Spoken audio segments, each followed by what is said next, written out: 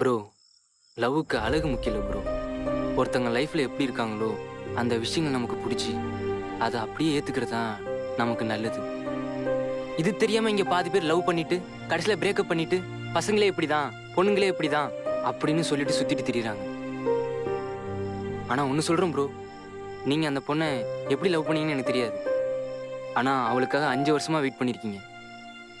இதெல்லாம் தாண்டி ஜெனியோட குறை ஒரு குறையா தெரிஞ்சுச்சுன்னா, நீங்க தான் முடிவு பண்ணணும். பாத்துக்கோங்க ப்ரோ.